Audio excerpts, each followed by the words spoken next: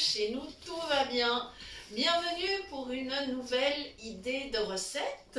Devinez un petit peu ce que vous entendez mijoter dans mon chaudron magique, ou plutôt ma marmite.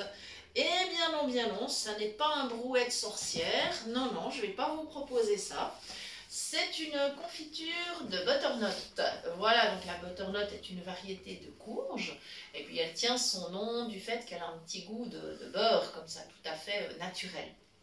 Alors, pour cette confiture, j'ai donc 1 kg de butternut coupé en morceaux. Je vais tout à l'heure vous expliquer l'épluchage et le découpage.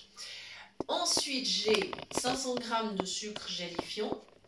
J'ai le jus de 4 citrons.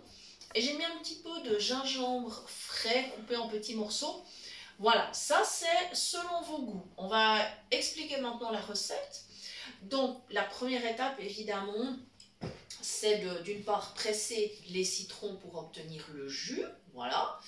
Ensuite, la préparation de la butternut. Alors, vous amusez pas à l'éplucher qu'un économe et tout, c'est beaucoup trop compliqué. Et puis, vous risqueriez vraiment de vous blesser. Alors, solution la plus simple, comme la butternut, c'est une courge qui est allongée, c'est simplement de la poser sur une planche, une grande planche. Vous découpez des tranches avec un couteau bien tranchant.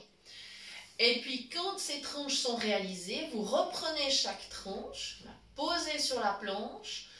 Avec le couteau, vous tournez en fait autour, c'est-à-dire que chaque fois, vous allez trancher pour couper la peau le plus près possible de la chair et vous tournez comme ça votre tranche, vous continuez à faire des petites tranches et ça vous permet d'enlever la peau de manière vraiment très simple. Ensuite, bien évidemment, s'il y a des petits pépins au milieu, et bien sûr, vous les enlevez, vous pouvez prendre une cuillère pour ça, cuillère à soupe, c'est parfait, voilà. Et ensuite, il vous reste bien sûr la chair de la butternut, que vous coupez toujours en petits morceaux sur votre planche pour ne pas prendre de risques, parce que c'est quand même une courge qui a une consistance assez dure. Alors il faut vraiment prendre des précautions.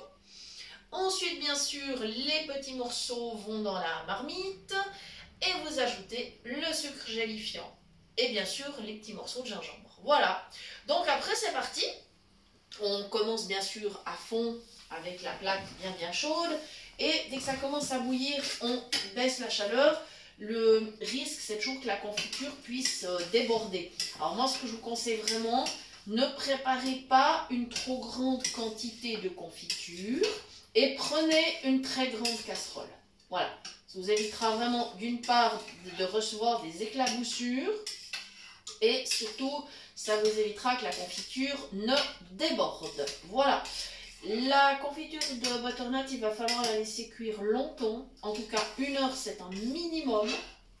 Voilà, on va la laisser mijoter. Et au niveau des goûts, donc moi j'ai mis là citron et gingembre.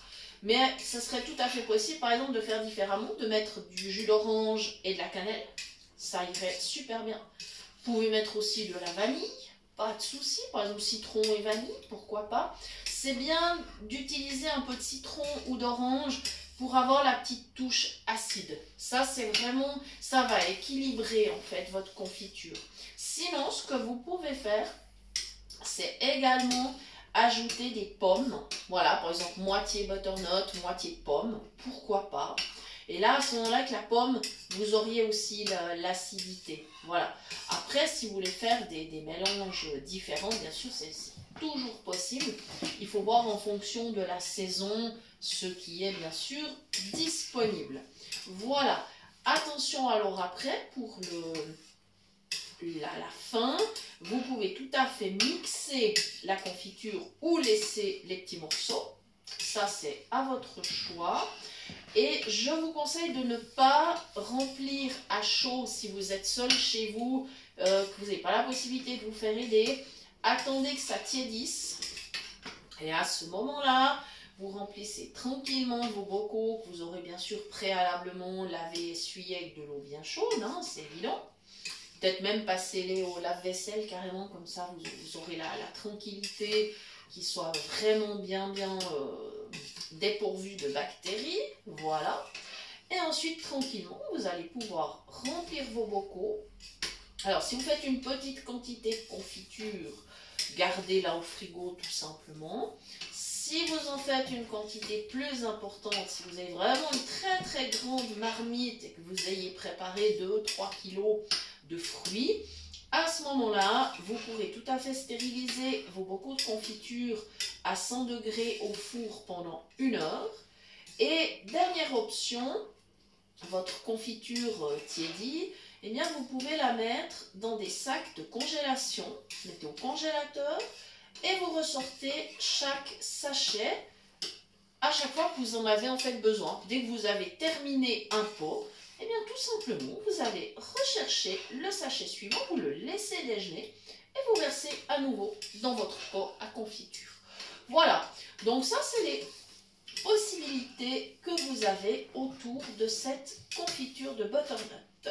Voilà les amis, je vous rappelle bien sûr que si vous avez besoin d'astuces ou si vous voulez nous proposer des recettes ou si vous voulez recevoir les liens des prochaines vidéos, pardon, vous allez pouvoir toujours nous écrire sur le mail de la chaîne cuisinepratique@mail.ch et nous ferons notre maximum pour vous répondre dans un délai raisonnable. Voilà, eh bien, nous vous souhaitons vraiment une très bonne journée. Nous vous disons merci d'avoir suivi cette recette et nous vous disons à bientôt pour de nouvelles idées cuisine. Merci.